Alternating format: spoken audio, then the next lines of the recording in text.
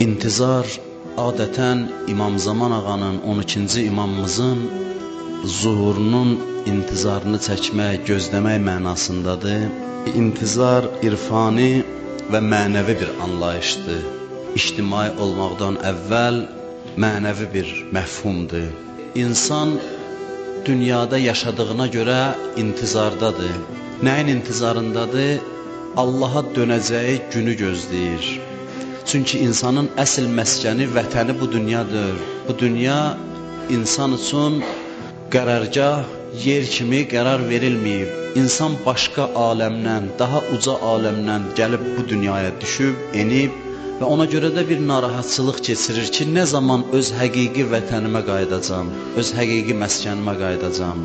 Bu intizarın əsl fəlsəfəsidir. Və dedi, bunun İmam Zaman ağanın zuhurunu gözləməklə nə əlaqəsi var? Əlaqə bundadır ki, insan ki dünyada Allahdan uzaq düşüb, ürəyində bir darıxmaq halı yaranır, darıxır və bu qəmi qüssəni azaltmaq üçün Allah öz nümayəndəsini insanların içinə göndərir ki, bizim dilimizlə desək, Allahın iyini insanlar ondan alsınlar. Yəni o insanlara Allahı xatırladır. Bu dünyadakı insan Allahdan ayrı düşüb, bu ayrılıq dərdini yüngülləşdirmək üçün Allah öz seçdiyi adamı insanların arasına göndərir. İmam Zaman əleyhissalamın intizarından bugün danışmaq istəyirəm. Əvvəla bu suala qısa cavab verim, keçək bəhsin özünə. Sual budur ki, sizdə belə bir sual yarana bilər ki, bizim nəyimizə lazımdır ki, İmam Zaman əleyhissalam gəlir, necə bir dövlət quracaq? Gələr, inşallah görərik. Bugün bizim üçün nə ehtiyac var ki, o quracağı cəmiyyətin xüsusiyyətlərini tanıyaq. Məsələ burasındadır ki, insan o düzəni tanımadan İslamın ictimai konsepsiyasını başa düşə bilməz və insan bilməsə ki, İmam Zaman gəlib neyniyəcək, bugün öz vəzifəsini bilməz. Yəni, insan bilsə ki, hədəf nədir, o hədəfə doğru addımlayar, hərəkət eləyər. Ona görə əvvəl gərək bilək, hədəf nədir?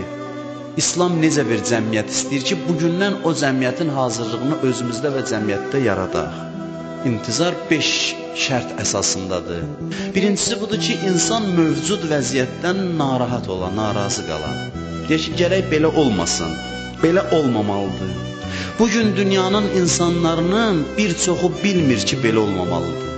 Dünyanın qərbdə getsin, danışsın insanlarla, onlar deyir ki, bəs necə olmalıdır, elə yaşayış belə olar. Dünya elə belə olmalıdır. Onlar bilmir ki, belə olmamalıdır. Elə bilirlər, hər şey əladır, hər şey yaxşıdır. Yaxud nəysə nöqsan, eyb varsa da belə düşünürlər ki, elə bu təbiidir bu nöqsanlar. Dünya belə gəlib, belə də gedəcək. Bəziləri bu fikirdədir.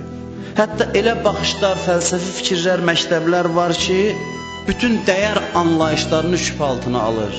Deyir, demirsiniz ki, kimin zoru çoxdur, gücü çoxdur, o hakimdir müasir dünyada, bu düzdür. Nietzsche fəlsəfə yaratdı, dedi ki, bu elə doğrusu budur elə. Əxlaq, rəhim, mərhəmət bu azizlərin uydurduğu kateqoriyalardır. Əxlaq adında dünyada bir şey yoxdur. Dünya ilə belə idarə olunmalıdır ki, kimin gücü var, zəifi əzməlidir. Deyir, görürsənsə, bir nəfər köməyə çağırır, Nietzsche'nin fəlsəfəsi idi bu. Qərb fəlsəfəsinin tərkib hissəsidir. Deyirdi, görsən bir nəfər səni köməyə çağırır, get başından vur. Dünyanı meşə qanunu ilə idarə eləmək lazımdır. Güclülər zəifləri əzməlidir. Bu ədalətsizlikləri nəinki inkar eləmir, əksinə bir elmin nəzəri əsas da gətirir ki, elə belə də olmalıdır, elə qaydası budur yaşayışın. Amma insan İmam Zaman gözləyirsə, intizardadırsa, əvvəl gərək bilsin ki, dünya belə olmamalıdır. İkinci nə şərt, hansı şərtdir? İkinci şərt budur ki, bilməlidir ki, bəs necə olmalıdır? Necə olmalıdır barədə təsəvvürə malik olmalıdır. Yaxşı, belə olmamalıdır, bəs dünya necə olmalıdır? İkinci məsələ budur. Şərt budur ki, gərək insan agah ola, necə olmalıdır? Bunu biləm. İmam Zaman cəmiyyəti necə olacaq? Bu suallar da hələ cavablandırmamışıq biz. Necə bir cəmiyyət quracaq? Pis adamlar ki var, onlar hara gedəcək o cəmiyyətdə? Necə olacaq onların işi? Pislər necə dönüb birdən yaxşı olacaqlar? Qorxudan görəcəklər, pis olanların başını kəsirlər, qorxub yaxşı olacaqlar. Səhv fikir olmayacaq demək olar ki, səhv əqidə demək olar ki, olmayacaq. Bu necə olacaq? Bəlkə səhvə zəmin olmayacaq səhv düşünməyə. Bəlkə o dövrdə səhv düşünməyə zəmin qalmayacaq. Bəziləri elə fikirləşir ki, İmam Zaman əleyhissalam qanun gücünə dünyanı nizama salacaq. Mən deyərəm, bugün qərb dünyasının ən böyük eyiblərindən biri bilirsiniz nədir? Qərb dünyasının ən böyük eyiblərindən, nöqsanlarından biri budur ki, qərb sırf qanunlarla idarə olunur. Qanun lazımdır, heç kəs qanunun lazımlığını inkar eləyə bilməz. Qanun vacib lazımdır, amma bu qədər çox qanun lazımdır.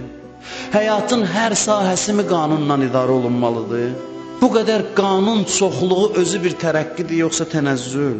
Qərb dünyasında əsas nöqsanlardan biri budur ki, cəmiyyət mexaniki yaşayır, sırf qanunların itaətində yaşayır. Həyatın hər sahəsinə qanun deyiblər. Hətta mən baxdım, bir nəfər müsahibə verirdi, Fransa vətəndaşı Azərbaycan qəzetlərinin birindən müsahibə verirdi. Özü Kenyalıdır, gəlib Fransada yaşayıb, sonra da Azərbaycana köçüb, deyir, hətta Fransada ananın, atanın uşağı öpüb nəvaziş eləməyə ixtiyarı yoxdur qanunla. Uşağın şəxsiyyətini aşağılamaqdır. Bura qədər qanunlarla, səhvliyi ilə, elə düzlüyü ilə işimiz yoxdur. Səhv sözdür, düzdür. Görün, nə dərəcədə qanunun hər bir cüziyyat qanunla tənzimlənir. Bu öz-özlüyündə yaxşı haldır. İmam Zaman dövründə də insanları sərt qanunlarla idarə edəcək İmam Zaman yoxsa yox. Əgər belə olmayacaqsa, o zaman necə islah edəcək? Hansı şəkildə islah edəcək? Bəziləri elə zənn eləyir ki, sırf yer dəyişmə olacaq. Bugünkü qüdrətlərin yerinə İmam Zaman keçəcək və indi necə idarə edirlər dünyanı? İmam Zaman da təqribən o üsullardan istifadə edəcək. Dünyanı indi necə idarə edirlər? Necə olur ki, insanlar onlara lazım olan tərzdə düşünürlər? Qeyri-iradi şəkildə insan düşüncəsinə təsir qoyurlar indiki zamanda, filmlər vasitəsilə. Bir adam gəlib mənim cibimə girsə, deyərəm, oğurluq eləmə. Amma bizim fikrimizi oğurlayırlar, biz etiraz eləmirik dünyaya, o filmlərə, o mədəniyyətə ki, gəlib insanların qeyri-iradi şəkildə insanları fərqli düşünməyə vadar eləyir. İnsan özü də bilmədən birdən görür ki, başqa cür düşünür. İnsan düşüncəsinə təsir qoyurlar. İmam Zaman dinini necə təbliğ edəcək bu üsullarla? Din bizə icazə vermir, hətta haqqı qeyri-iradi vasitə ilə təbliğ eləyəsən. Yəni, belə eləyəsən ki, insanlar özləri də bilmədən haqqa bağlansınlar, haqqı sevsinlər. Din buna icazə vermir. O qədər dini bəziyəsən, düziyəsən, alladasan cəmaatı ki, dinə tərəf çəkəsən. Buna din icazə vermir. Bu üsula əl atmağa icazə vermir. İmam Zaman dövründə din necə təbliğ olunacaq? Bunlar hamısı suallardır ki, inşallah tədricən bunları cavablandırarıq.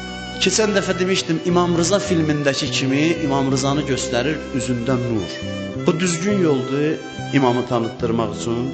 İnsanlarda bir mistik təsəvvür yaranır imamlar barədə.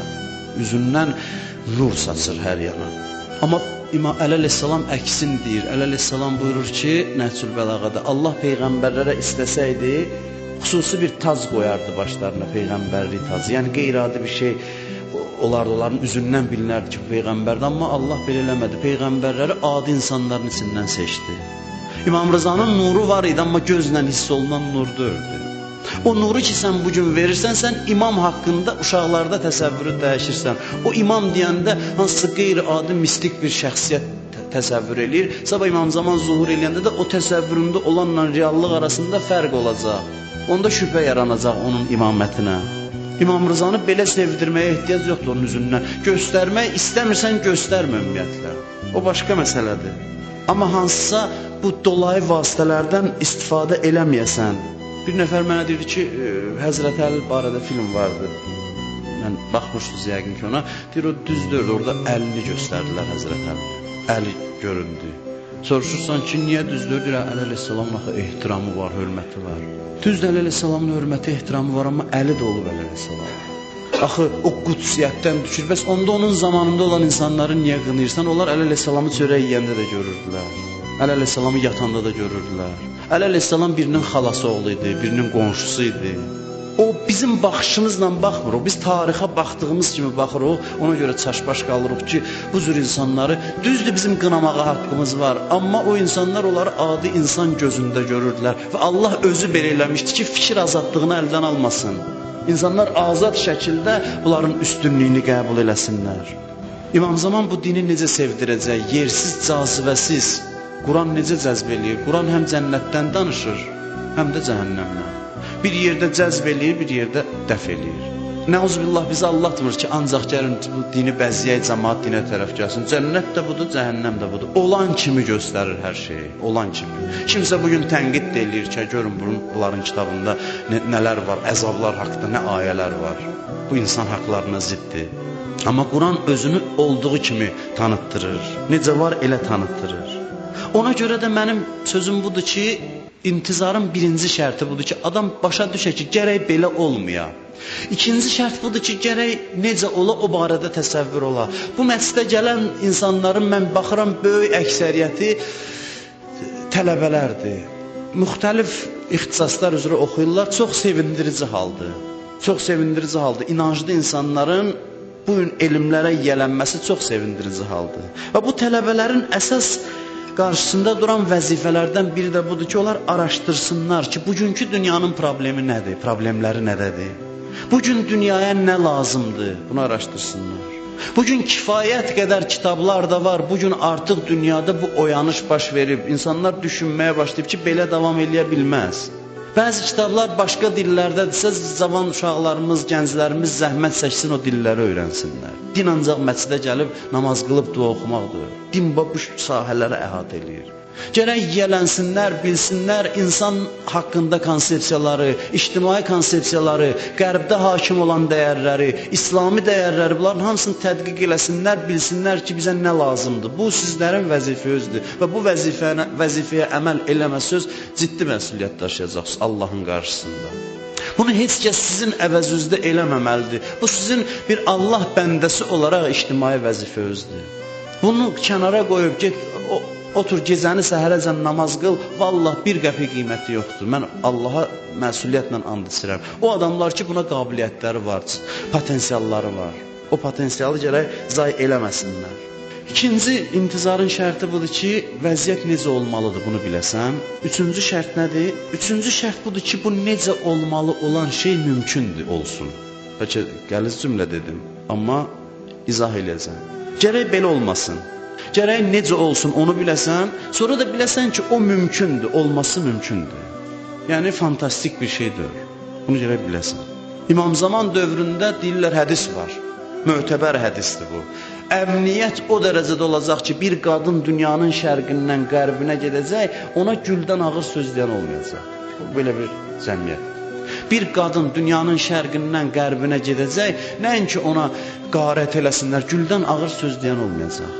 Bəziləri bunu eşidən kimi dərhalda bu xəyalpərəstlikdir, boş-boş sözlərdir, nağıllardır, danışırlar minbərlərdə. Bu necə ola bilər? Bugün qərb ölkələri bu qədər inkişaf eləmələrinə baxmayaraq cinayətkarlığın sayını azalda bilməyiblər. Cinayətkarlığın sayı artır statistik rəqəmlərə görə. Əksinə cəmiyyətə nəzarət artır. Artıq kamera quraşdırıblar bütün böyük şəhərlərdə, Avropanın böyük şəhərlərində. Təhlükəsiz şəhər layihələridir. Yəni küçədə gedəndə də hamıya nəzarət eləsinlər. Bir halda ki, bu qədər inkişaf eləyiblər, bu əmniyyəti, bu təhlükəsizliyi təmin eləyə bilməyiblər. Siz deyirsiniz, bir qadın gedəcək, heç bir nəzarət olmadan dünyanın şərqindən qərbinə gedəcək, ona güldən ağır söz deyən olmayacaq. Deməli, bəziləri düşünür ki, bu utopik, yəni xəyalpərəstlikdən başqa bir şeydir. Gərək biləsən ki, İmam Zaman quracağı dövləti qurmaq mümkündür. Əgər İmam Zaman inanc, bəlkə də biraz ağır mövzulardır. Mən çalışıram bunu moizə dilində danışam. Bunlar hamısı elmi mövzulardır, ictimai mövzulardır. Mən çalışıram ki, bunu mümkün qədər sadələşdirim, sadə danışım. Əgər məhdəviyyət inancı olmasa, əgər İmam Zamanın quracağı dövlətə inam olmasa, onda bizim bütün dinimiz sual altına düşür. Bizim dinimizin haqlığı sual altına düşür. Bilirsiniz niyə? Çünki hər hansı bir nəzəriyyənin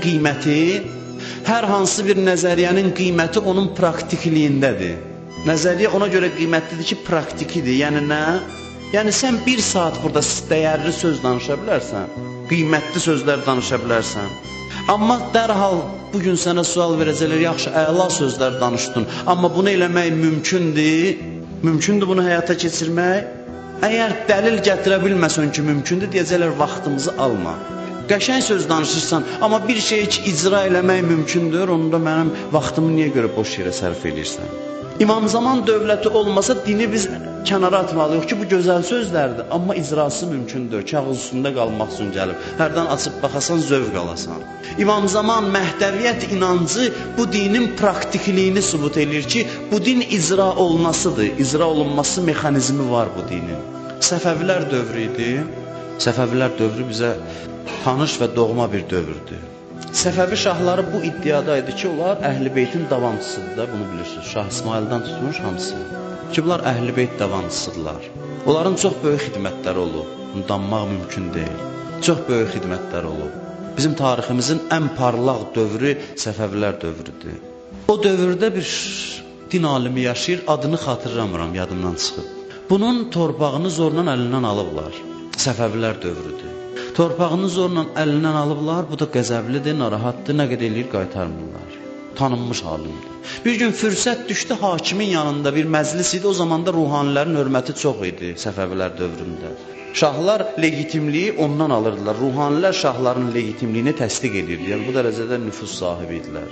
Bir ruhani çıxıb minbərdən danışır, hakim də oturub baxır. Şahdır, şahın nümayəndəsidir, hansısa bir yerdə. O baxır, bu danışır. Əli əleyhissalamın ədalətindən danışır. Əli belə ədalətli idi, elə idi. Bu hakim görür ki, yox, bunun nəsə ürəyində söz var. Bu elə-belə ədalət bəhsidir. Görür, bu yanıqlı danışır yaman. Bu minbərdən düşəndən sonra cəmaat deyir, otur, işin var səndən.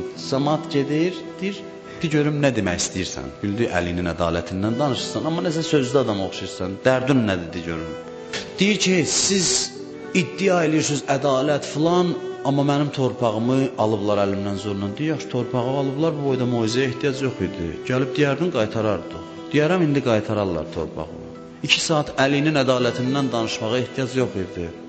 Bu deyir ki, lap mənim torpağımı tutaq ki, qaytardınız. Bəs nə qədər insanlar var ki, onlara bu qədər zülm olunur? Axı siz Əlinin davamçılığı iddiasındasınız filan. O hakim ona bir söz deyir, düzdür, biz Əli əleyhissalamı çox istəyirik. Amma Əli o ədaləti ilə nə qədər hakim ola bildi? 4 il. Biz istəyirik hakimiyyətdə çox qalaq. Ona görə də xahiş edirəm, vaxtımızı almayasan. O ədaləti icra eləmək mümkündürsə də 4 il, 5 il çəkər. Amma biz istəyirik, ədaləti də sevirik, amma istəyirik hakim olaq. Biz Əlinin ədaləti ilə idarə eləsək, onda 3-4 günə dağılıb gedəcək. Biz gərək bilək ki, mümkündür. Dünya gülüstan olacaq, çox gözəl, mümkündür. Dərhal sual, bugün bu sual yaranır qərb insanında, dünyanın insanlarında. Bu dünyanı ədalətlə, rəhmətlə idarə eləmək mümkündür. Mən danışmışam sizə bunu keçmişdə, yadınızdadır. Təbuk döyüşündə Peyğəmbərə terror hazırladılar bir neçə nəfər. Dedilər ki, Peyğəmbəri öldürək. Vəhy nazil oldu, Həzrəti Cəbrail nazil oldu Peyğəmbərə ki, ya Rəsulallah, səni öldürmək istəyirlər. Mühafizəçilərin sayını artır, bu gecə plan qurublar, səni öldürsünlər. Peyğəmbər mühafizəçilərinin sayını artırdı. Mühafizəçilər o adamlar ki, Peyğəmbərə sui-qəsd eləmək istəyirlər, onları tutdular. Peyğəmbər dedi ki, dərhal azad edin. Azad elədilər. Onlar elə müsəlmanların içində olan adamlardır. Özlərini müsəlman kimi göstərən. Mühafizəçilər, Peyğəmbər tanıyırlar kimdir. Səhər açıldı, dedilər, ya Rasulallah, bunları ifşa eləyək, cəmaata tanıtdıraq, bunlar kimdir? Dedi, yox, icazə vermirəm. Mədinəyə qayıtdılar, dedilər, ya Rasulallah, indi qoy tanıtdıraq, bunlar müsəlmanların içində, müsəlman cildindədirlər, bunlar səni öldürmək istəyirdilər, dedi, olmaz. Qadağan elədi, qoymadı.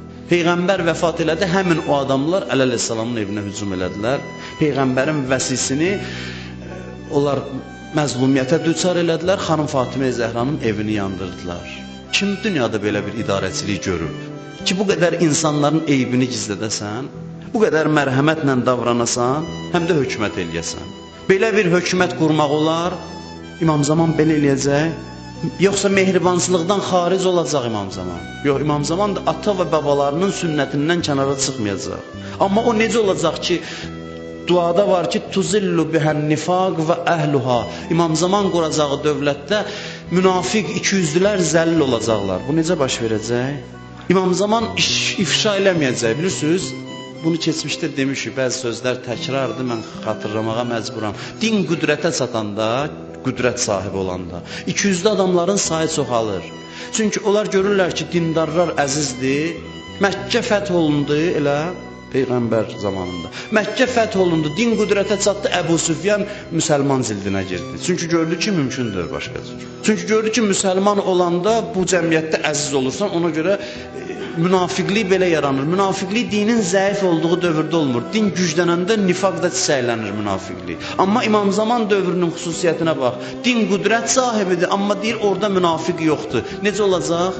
Peyğəmbər münafiqləri ifşa eləmirdi. İmam Zaman ifşa eləyəcək. Deyəcək, bax, bunlar münafiqdir. Necə olacaq? Babasının yolundan, üslubundan çıxacaq. Bəlkə şərait öz ifşa eləyəcək onları, münafiqləri. Bəlkə şərait belə olacaq ki, da insanları allatmaq mümkün olmayacaq. O başı daşdan daşa dəyəni da allatmaq olmur. İndi də bu hadisələrin şahidiyik. Dünənə qədər bəzi dövlətləri zalim olduğunu insanlar başa düşmürdülər. Bu gün artıq hamı başa düşməyə başlayıb. Dünənki dövrə qədər demək olmurdu ki, filan dövlət işğalçıdır, zalimdir. Bugün artıq Türkiyə də bunu deyir, bugün artıq ərəb ölkələri də bunu deyir. Yavaş-yavaş gəliblər bunu deməyə. Şərait özü onların kimliyini ortaya qoyur yavaş-yavaş. Üzə maskalar ki, vurulmuşdu, onlar yırtılmağa başlayır. İmam Zaman dövründə vəziyyət bəlkə bu qədər şəffaf olacaq ki, artıq nifaqın, ikiyüzlülüyün mövcudluğu sual altına düşəcək. Çünki allatmaq mümkün olmayacaq insanları. İndiyə qədər din icra olunmayıb. Dinin əsas problemi budur. Allah bizə kitab göndərib, Quran. Amma bu din icra olunmayıb. Peyğəmbər zamanında vaxt yox idi bu dinin bütün hökmləri icra olunsun. 23 il ərzində Peyğəmbər bu dini bərqərar eləməyə imkan tapa bilmədi. Çünki bu hələ təzə doğulmuşdu. Əli əleyhissalamı da öldürdülər. Din hasan icra olunacaq, onu bizə İmam Zaman dövrünü vəd ediblər. Allah nəzərdə tutmuşdu ki, bu din Allahın vəlisi vasitəsilə icra olunsun. Mən bir dənə haşiyə çıxım, təzdən qayıdım bəhsə icazə verirsiniz. Ümumiyyətlə, mən sizdən soruşuram, din nə üçün gəlib? Bugün, biz bugünün dindarına baxaq, özümüzü dindarların sırası, məncə bu sizin üçün maraqlı mövzudur, ona görə haşiyə çıxıram. Bugünün dindarına baxaq ki, biz də o qrupa aidıq, din adamları yox, bu yolu özümüz üçün seçmişik. Bugünün gənc dindarına baxın, bugün gənc bir adamın, dindar insanın dinə əməl eləməsi nə qədər çətindir. Din yəni elə belə də çətin olmalıdır, zatında bu qədər çətindir, din elə belə çətin olmalıdır. Yoxsa vəziyyət qarışıb dindar olmaq çətinləşib. Bugünün dindar cavanının problemi budur ki, şəhvətlə mübarizə aparsın, fəsadla mübarizə aparsın, fəqirliklə mübarizə aparsın, başqa dövlətlərin düşmənçiliyinə mübarizə aparsın, özünü birtəhər saxlasın. Din yəni elə budur ki, insan zorla birtəhər özünü qəbrə çatdıra bilsin, salamat çata bilsin, ruhunu sağlam saxlaya bilsin. Yoxsa Allah başqa cür nəzərdə tutmuşdu. Yoxsa din zatında çətin bir şey deyil, ictimai şərait dini çətinləşdirir bəlkə. Bəlkə din elə bu qədər də çətin olmamalıdır. İctimai şərait belə gətirir ki, dünya qarışıb ki, dindar olmaq çətindir. Bəlkə ikinci cavab doğrudur. İmam Zaman dövründə necə deyirlər, xəstəlik yox. Elm inkişaf eləyir, xəstəliklərin hamısını sağaldır. Maddi sıxıntı yox, sədəqə verməyə adam yoxdur. İnsanlar bir-biri ilə mehribandırlar, bir-birinə mane olmurlar, kömək eləyirlər. İmam Musa Kazımın yanına gəldilər, dedi biz sizi sevirik, dedi siz harada yaşayırsınız filan yerdə, orada necə bir şərait, necə siz mehribansınız bir-birinizlə, dedi bəli. Dedi bir-birinizin cibinə girib rahat istədiyiniz qədər pul götürə bilirsiniz, dedi ağa yox, o düzgün iş olmasa heç. Dedi onda çox da tərif eləməyin özünüz, amma bizim qaimimiz zuhur eləyəndə onda elə olacaq. Onda möminlər bir-birinin cibindən rahat götürəcəklər istədikləri qədər, heç baxmayacaq ki, nə götürdü, kim nə götürdü, nə verdi. Amma bugün möminlər mal üstə dava eləyir bir-birinə. Namaz qılanlar bir-birinə ikisi şərik olur, nə qədəsi mənə müraciət eləyir. Sayın hesabını itirmişəm. Birləşəndə müraciət eləmirlər. Ayrılanda, dava düşəndə müraciət eləyirlər ki, gəl bizi qəzavət elə. İkisi də dindar, namaz qılan 5 manat pulun üstündə düşmən olurlar bir-birinə. Bu günümüzün reallığıdır. Dindarlıq budur ki, insan bütün ömür boyu fəsadla, günahla mübarizə aparsın. Yoxsa dindarlıq budur ki, insan göylərə pərvaz eləsin, Allaha tərəf getsin. Din gəlib elə adamı bədbəxtlikdən qutara, yoxsa xiliyin zirvəsinə çatdıra. İndi din belə vəziyyətdədir ki, məni bədbəxtlikdən qutarsa böyük şeydir. Bu qədər çətindir. Biz niyə bu dindən ləzzət almırıq axı? Eşidirik filan kəslər ləzzət alıb, amma özümüz ləzzət ala bilmirik. Elə bir ömür günahla mübarizə aparmaq üçün yaşayırıq biz. Bir nəfər alim zarafatca belə bir misal çəkirdi. Deyirdi, bəşəriyyətin vəziyyəti buna oxşayır. Elə bir futbol komandasıdır, məşqçi ilə gedir yarışa. Bir avtobusda oturub gedirlər. Yolda bu oyuncular arasında dava düşür. Oyuncular başlayır bir-birini döyməyə, məşqçi də başlayır bunları ayırmağa. Deyir, nə məşqçinin əsl işi bunları ayırmaqdır, nə futbolçuların əsl işi davadır. Futbolçuların əsl işi budur ki, yarışa getsinlər, oynasınlar, zövq alsınlar, xoş keçsin onların günü, bunun üçündürlər. Amma yolda dava düşüb, indi məşqçi öz əsas işini atıb bunları ayırmaqla məşğuldur. İmamların işi belə idi. İmamlar davaları, ixtilafları həll eləməklə məşğul oldular. Onların həqiqi işləri budur. İnsanlıq bunun üçündür ki, bir-birinlə vuruşsun, dalaşsın, mənəvi dəyərləri yaşatmaq bu qədər çətin olsun. Özümüzü bu günə qoyduq. İmam Zaman gələndə din əsl funksiyasını yerinə yetirəcək. Din gəlməyib ki, bədbəxtçiliklə xoşbəxtçilik arasında bizi bədbəxtçilikdən qutarsın, deyə bədbəxtçilikdən qurtardıqsa şükür Allaha böyük şeydir. Din gəlib ki, bizi göylərə uzatsın, uca zirvələrə qaldırsın. İmam Zaman maniyələri aradan aparacaq, dindarlığa olan maniyələri. Ondan sonra deyəcək ki, də mübarizə asandır insan üçün. Çox zəhmət lazımdır. İndi gəl başda bu dindən ləzzət almağa, yuxarını fikirləşək, aşağı ilə yuxarı arasında seçimdə qalma. Din gəlib səni nə qədər mümkündür yuxarıya qaldırsın. Bu qədər enerji ki, bizlər sərf eləyirik günahla mübarizəyə, bu enerjini başqa şeyə sərf eləsəydik, haralara çatmışdı. Ona görə bizim dövrün insanlarının savabı bu qədər çoxdur. Bu qədər savab Allah verir. Namazın tərifini verək, bugünkü zamanda qıldığımız namazın tərifi nədir? Namaz nədir bugünkü zamanda? Namaz budur ki, biz dayanaq Allahın huzurunda güc alaq, enerji alaq ki, bu fəsadla, günahla mübarizədə bizə kömək eləsin. Namaz budur bizim. Ki, biraz bir aram olaq, Allahla ünsiyyətə girək ki, bu bizi saxlasın. Amma İmam Zaman zuhur eləyib, problemlər həll olub, maniyələr aradan gedib. İndi namaz nədir? Namaz qayıdır öz əsl funksiyasına. Artıq da namaz qılanda pul fikri gəlmir adam beyninə, çünki pul problemi yoxdur. Başqa fəsad fikri gəlmir, günah fikri gəlmir. Çünki bütün şeylər, maniyələr aradan gedib, namaz olur. Əs-salat meyracul mömin. Namaz möminin meyracıdır. Namaz gəlmişdi, meyrac olar. Namaz gəlməmişdi ki, elə ancaq bizi günahdan saxlayar. İmam Zaman maksimum ictimai şərait yaradır ki, dindən insanlar ləzzət alsın, din insanları göylərə qaldırsın. Bir dənə misal deyim sizə, təyyarə dayanıb elə bil, təyyarə. Gün işıqlı havadır, yayın günüdür, biz də gəlmişik gündən qorunmaq üçün təyyarənin kölgəsində oturmuşuq. Təyyarənin işi bizə kölgə salmaqdır, yoxsa bizi göyə qaldırmaqdır. Təyyarənin işi budur ki, bizi göyə qaldırsın. Din bugün bu vəziyyətdədir. Biz hələ ki, dinin kölgəsində kölgələnirik ki, özümüzü fəsaddan qoruyaq. Amma bu dinin əsl işi budur ki, bizi göyə qaldırsın. O, İmam Zaman dövründə mümkün olacaq. Düzdür, indi bəzi insanlar var ki, mühitdən özlərini tam azad ediblər. Buna çata biliblər. Amma bu az sayda insanlardır. Çoxları bunu bacarmır. Çoxları bunu eləyə bilmir. Deyirlər, rəcətin fəlsəfəsi budur. Rəcət bilirsiniz də nədir? İmam Zaman dövründə bəzi insanlar dirilib dünyaya qayıdacaq. Deyir, bu kimlərdir? O insanlardır ki, öz zamanlarında maksimum çalışırlar, əlindən gələni eləyirlər. Amma özlərindən asılı olmayan səbəblər onların möminliyin zirvəsinə qalxmağına mane olub. Hətta Salman kimi bir adam, Peyğəmbər ona müjdə verdi ki, sən də rəcət eləyib qayıdacaqsan, o fəzada nəfəs alacaqsan, əsl kamillik zirvəsinə qalxıb sonra dünyadan köçəcəksən. Salman deyir, bu müjdəni Peyğəmbər mənə verəndən sonra da mənə fərqi yox idi, dünya kimin əlindədir. Mən o qədər sevindim. Bu özü çox geniş bəhsdir ki, onun üstündə dayanmıram. Dördüncü şərt nə idi? Dördüncü şərt bu idi ki, insanın ürəyində istək yarana ki, ağa tez zuhur eləsin. İstək yarana. Biz deyə bilərik ki, biz istəyirik İmam Zaman gəlsin. Biz lehinəyik məsələnin. Sadəcə bizdən soruşsalar, deyirik, hə, gəlsə pis olmaz, maraqlı olar. Bizim istəyimiz bu həddədir. İmam Zaman zuhurunu istəyən bütün vücudu ilə ən böyük arzusu budur ki, ağa zuhur eləsin, gəlsin və bu deyilənlər baş versin. Bir nəfər gəlir, üzr istəyirəm, vaxt uzaldım, sözümü tamamlayıram. Bir nəfər gəlir İmam Sadiq əleyhissalamın yanına. Ağadan soruşur, deyir, ağa, bizim savabımız çoxdur ya 12-ci imamın sahabələrinin. İmam Sadiq əleyhissalam deyir, sizin savabınız, qiymətiniz daha çoxdur, dəyəriniz daha çoxdur. Niyə?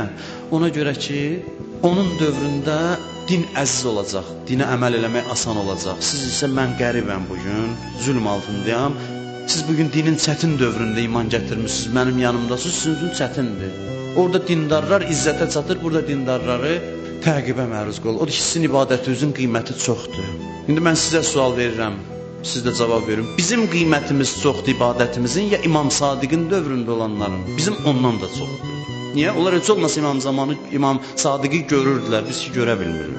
Deməli, 2 dəfə çoxdur. İmam Zaman zuhur eləyəndə bizim savablarımızın qiyməti 2 dəfə azalacaq. Günahlarımızın məsuliyyəti daha artacaq. İndi çox günahlarımızı bizə bağışlayırlar, amma orada indi elədiyimiz günahın çoxuna görə ağır cəza verəcək Allah bizə. Bunu ki İmam Sadiq ona dedi, onda dedi, ağa bəs biz niyə zuhur istəyək? Bir halda ki indi savabımız çox, günahımıza az məsuliyyət var.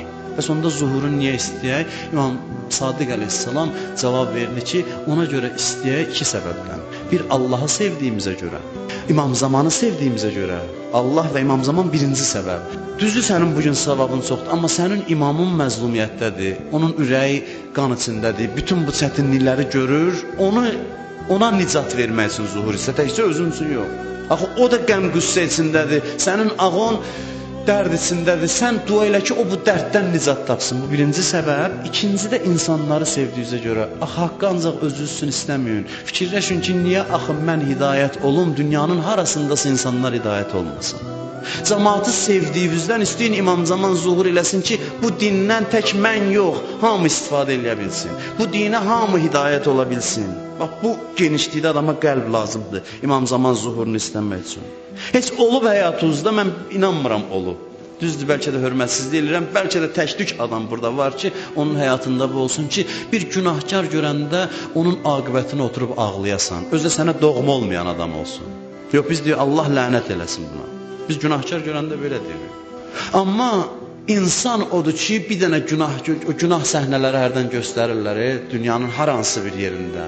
Qafildir insanlar, günah eləyir. Heç olub ki, ürəklə istəyəsən ki, Allah, bunları da hidayət elə. Mən sizə bunu danışmışam deyə bir nəfər oturmuşduq bir arif adamla. Sahildə, dəniz qırağındaydı, oturub söhbət eləyirdi. Bir də gördük, o yanda oynayırlar, oxuyırlar, içki içirlər, şərab içirlər, bizə mane olurlar. Biz deyik, qəzəbləndik, bunlara bəddua ilə görsən, fəsad əhlidirlər, günah əhlidirlər, qarğış elə bunlara. Deyir, o baxdı, əlini göyə qaldırdı, hətta gözündən yaş gəldi. Ağlaya-ağlaya dedi ki, ilahi, bunları dünyada sevindirdiyin kimi qiyamətdə də sevindir. Biz deyir, bu necə duadır, bu günahkar deyir, indi bunlar şaddılar. Allahdan istədim ki, bunlar hidayət olsun düz yola, doğru yola, düz yola gəlsinlər, qiyamət günü bunların bayramı olsun, bunlar sevinsinlər, şad olsunlar. Bu məntiqlə yaşayan insanlar zuhur istəyir, çünki başqalarının saadətini arzu edirlər. Bir nəfər alim idi, can verirdi, gördülər, ağlayır, dedilər, siz niyə ağlayırsınız? Qorxuram ki, Allah qiyamətdə məndən soruşa ki, dünyanın filan yerində bir xristiyan, 5 xristiyan, milyonla xristiyan qalmışdı, nə qədər çalışdın onların düz yola hidayəti üçün, İslam onlara tanıtdırmaq üçün, qorxuram ki, üzrüm olmaya.